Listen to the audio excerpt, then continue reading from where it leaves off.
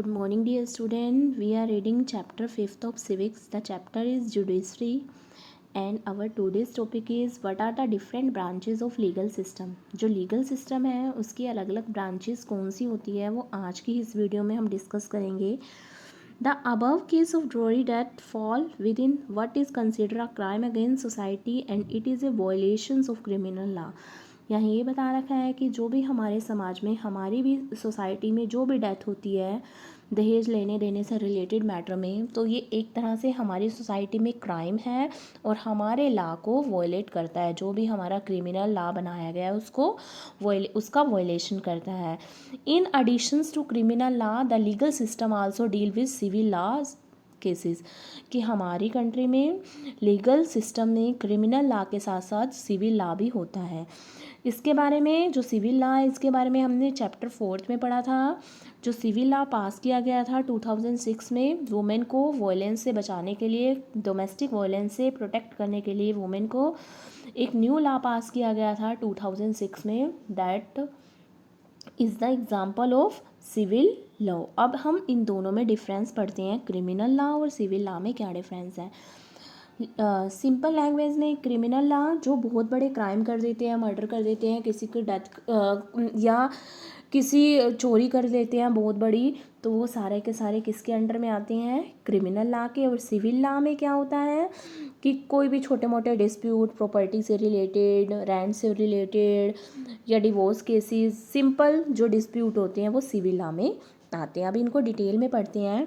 Criminal law deal with conduct or act that the law define as offense. For example criminal law कौन कौन से होते हैं, वो एक्ट जिसको लॉ ने एक तरह से क्राइम अपराध बोल रखा है वो कौन कौन से हैं. चोरी करना, वुमेन को ड्रोरी के लिए हरास करना और साथ ही साथ जो मर्डर है, ये सारे के सारे क्रिमिनल लॉ में आते हैं. और सिविल लॉ में क्या होता है, deal with any harm or injury to the right of individual. जो भी इंडिविजुअल के राइट दे रखे हैं हमारे कॉन्स्टिट्यूशन ने, फंडामेंटल राइट, उनको हार्म पहुंचाना वो उनसे डील करता है हमारा सिविल लॉ. इसमें क्या आएंगे, सेल ऑफ लैंड से रिलेटेड डिस्प्यूट, गुड्स को सेलिंग एंड परचेजिंग से रिलेटेड डिस्प्यूट, रेंट से related and divorce cases. Second, it usually begin with the lodging of an first information report FIR with the police who investigate the crime after which a case is filed in the court.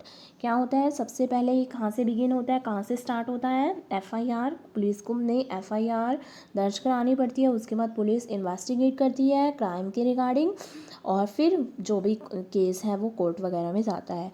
और civil law में क्या होता है, a petitions has to be filed before the relevant court by the affected party only. एक petitions मतलब एक याचिका दी जाती है, एक पिटिशंस दी जाती है या एक फ़ाइल दी जाती है कोर्ट को, किसके द्वारा, जो अफेक्टेड होती है पार्टी उसके द्वारा. ठीक है.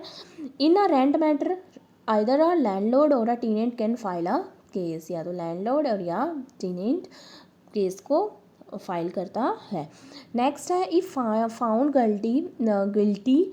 क्रिमिनल लॉ में क्या होता है, अगर लगता है कि इसने क्राइम किया है तो क्या होता है, अगर उसका क्राइम फाइंड आउट हो जाता है, पता चल जाता है, प्रॉपर एविडेंस उसके मिल जाते हैं, तो क्या करती है जो हमारी गवर्नमेंट है, क्या करती है, उसको जेल में भेज देती है या उस पर फाइन लगा देती है. सिविल लॉ में क्या होता है, the court give the specific relief ask for. Court special relief बोलता है, सिंपल डिसीजन दे देता है. अगर लैंडलॉर्ड टेनेंट ने लैंडलॉर्ड को पे नहीं किया, बोल देगा कि ये घर है, ये फ्लैट है, इसको खाली करो, वैकेंट कर दो, या बोला जाएगा कि जो भी आपके प्रीवियस रेंट पेंडिंग है उनको पे करो. तो ये हमने डिफरेंस किया क्रिमिनल लॉ और सिविल लॉ में. क्रिमिनल लॉ क्या होता है और सिविल लॉ क्या होते हैं. हमारे लीगल सिस्टम में ये दो तरह के लॉ होते हैं. नेक्स्ट है, does everyone have access to the court. क्या हर कोई कोर्ट में जा सकता है. क्या यहाँ पर हम पढ़ेंगे हर कोई जा सकता है कोर्ट में, अपील कर सकता है. उसके लिए मतलब कोर्ट का प्रोसीजर है वो बहुत लंबा चलता है, इसको हम डिटेल में पढ़ते हैं क्या क्या होता है. In principle all citizen of India can access the court in this country, हमारी कंट्री में हर कोई कोर्ट में जा सकता है, कोर्ट में अपील कर सकता है। This implies that every citizen has right to justice through the court, हमारी कंट्री में हर किसी को अधिकार है जस्टिस का कोर्ट के through. As you read earlier the court play a significant role in protecting our fundamental right, हमने हमारे पहले वाले चैप्टर्स में पढ़ा कि जो कोर्ट है वो इम्पोर्टेंट रोल प्ले करता है कैसे, जो फंडामेंटल राइट्स हैं उनको प्रोटेक्ट करने के लिए। अगर कोई भी किसी भी पर्सन के फंडामेंटल राइट्स पर बाउंडेशन लगाता है, रिस्ट्रिक्शन लगाता है, तो वो पर्सन क्या कर सकता है, कोर्ट में जाकर अपील कर सकता है।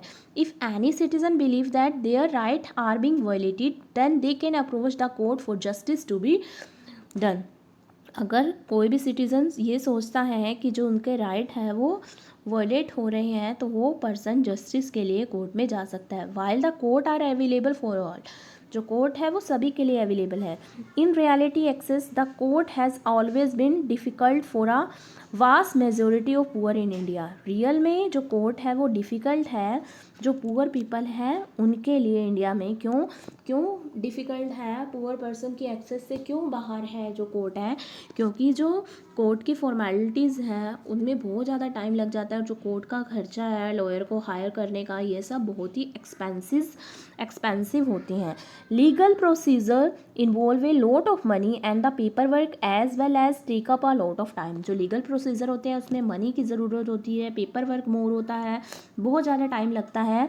For a poor person who cannot read and whose family depend on daily wages, गरीब लोगों के लिए जो नहीं पढ़ लिख सकते, जिनकी फैमिली डेली बेसिस पे डिपेंड है, तो the idea of going to court to get justice often seem remote, जो आइडिया है कोर्ट में जाना जस्टिस के लिए ये सिंपल सा होता है, लेकिन पुअर पीपल है उनके लिए ये अफेक्टिव आइडिया नहीं है।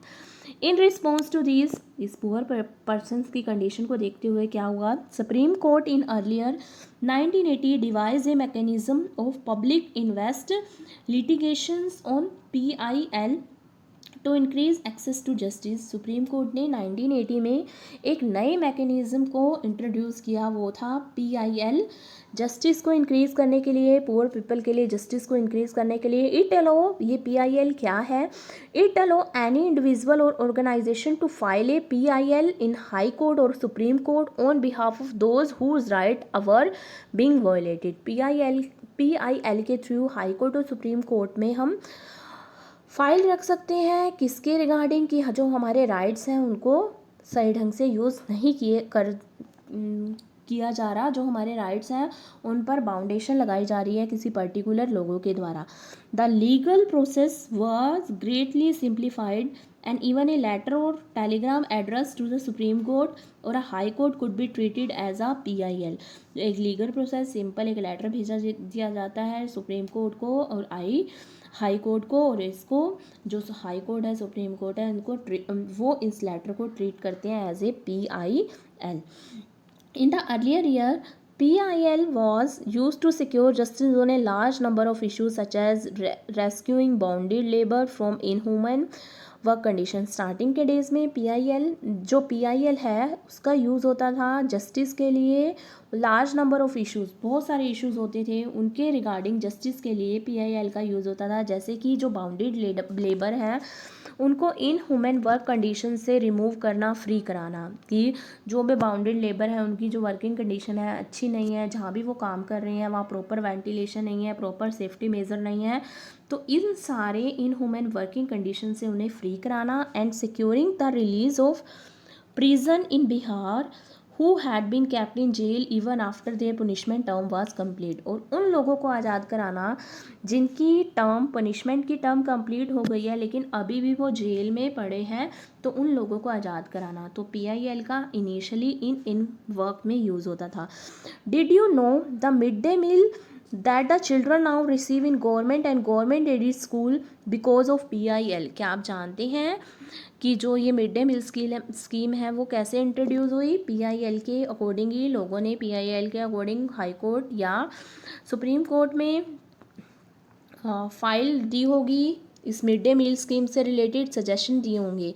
यहाँ कुछ पिक्चर्स दे रखी है, यहाँ 2001 में यहाँ राजस्थान और उड़ीसा की ड्रॉट के बारे में बताया कि बहुत सारे लोगों को क्या फूड की शॉर्टेज को फेस करना पड़ा था। लेकिन सेकंड फोटो में ये बता रखा है गवर्नमेंट के पास गोडाउंस पड़े थे, गोडाउंस में जो भी है ग्रेन पड़ा था, लेकिन मेनली इसको सही ढंग से यूटिलाइज नहीं किया जा रहा था और often it was been eaten by the rats, कि गोडाउंस में ये सारा सामान पड़ा था, अनाज पड़ा था, लेकिन ये रैट के लिए ही था, इनको प्रॉपर यूटिलाइजेशन इनका नहीं किया जा रहा था।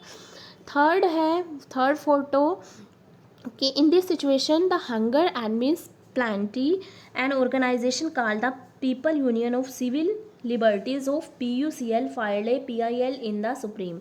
तो इस कंडीशन को देख के लोगों ने क्या की, PIL की फाइल अपील की डाली सुप्रीम कोर्ट में कि हमारी कंट्री में जो हमें राइट मिला हुआ है, right of life, right to food, उनका सही ढंग से यूज़ नहीं किया जा रहा। हमारे पास है सफिशेंट अमाउंट में जो भी अनाज है, लेकिन फिर भी हमने हंगर को फेस करना पड़ रहा है।